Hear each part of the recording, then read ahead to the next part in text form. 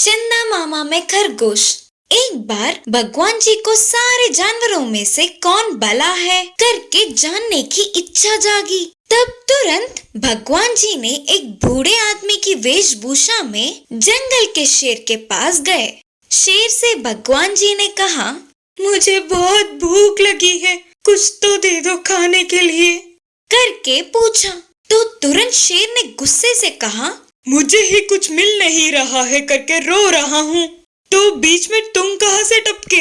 अगर और एक क्षण भी यही रहा तो पहले तुम्हें ही मार के खा जाऊंगा, देख लेना। फिर उसके बाद भगवान जी ने हाथी के पास जाकर कहा, मुझे बहुत भूख लगी है, कुछ तो खाने के लिए दे दो ना करके पूछे। तब हाथी ने जोर से हंसते हुए कहा, सुबह से रात तक जो भी मिला वो खा लेता हूँ, फिर भी मेरा ही पेट नहीं भरा, तो मैं तुम्हें क्या दूंगा? चलो चलो जाओ।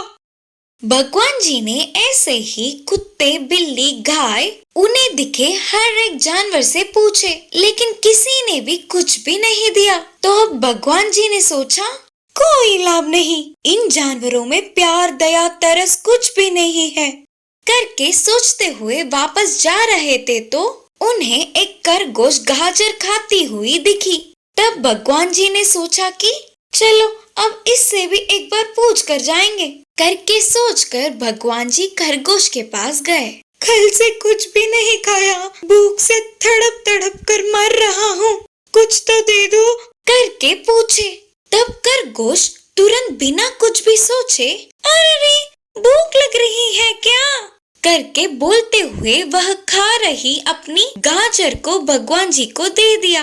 तब भगवान जी वह खाकर बोले, इतनी छोटी सी गाजर मेरे भूखे पेट के लिए क्या पर्याप्त होगा करके बोले। तब खरगोश ने कहा, अच्छा यहीं रुको बोलकर भागते हुए अपने घर में जाकर उसके छुपाए हुए सारे फलों को लाकर भगवान जी के सामने रखा। तब भगवान जी ने उन सारे फलों को खाकर कहा, कल से कुछ भी नहीं खाया ना, इसीलिए अभी भी मुझे भूख लगी रही है, अब भी मेरा पेट नहीं भरा। तब खरगोश थोड़ी देर सोचकर फिर से भागती हुई गई और सूखी लकड़ियों को लाकर बड़ी सी ढेर लगाई और दो दो पत्थरों से उनमें आग लगाया। तब खरगोश ने कहा, तुम्हें देने के लिए अब मेरे पास कुछ भी नहीं बचा, इसीलिए मैं इस आग में कूदूंगी, तो मेरे अच्छे से जलने के बाद मेरा मांस खाकर तुम्हारी भूख को मिटाओ बोलते हुए उछलकर आग में कूदी।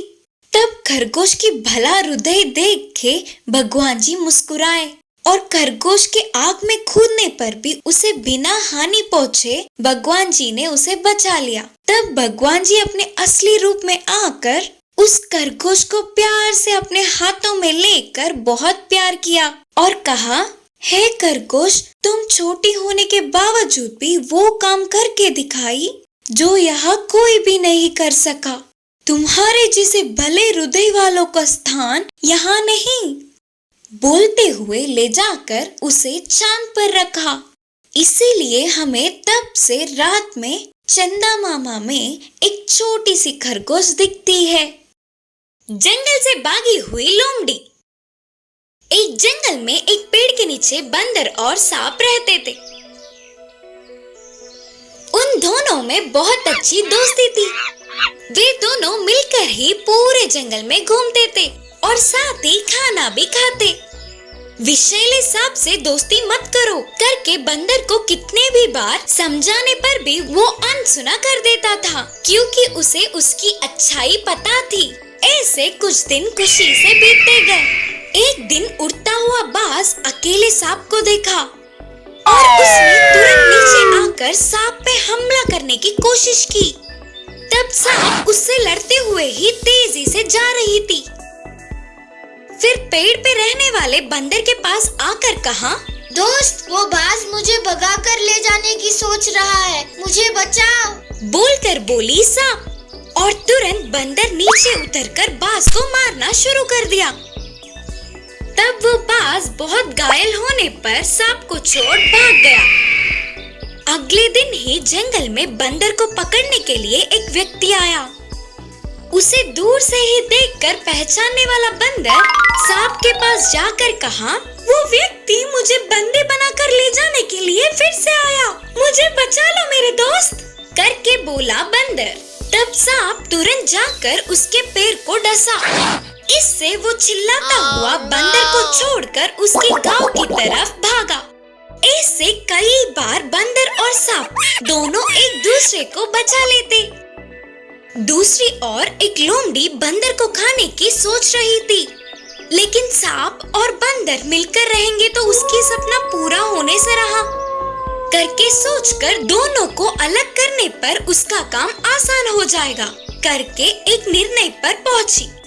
एक दिन लोमड़ी अकेले रहने वाले बंदर के पास जाकर बोली, अरे तुम्हें सांप डसने की कोशिश कर रही है, वो तो बहुत ही बुरी है, तू ना ध्यान से रहियो, बोलकर झूठ बोली लोमड़ी।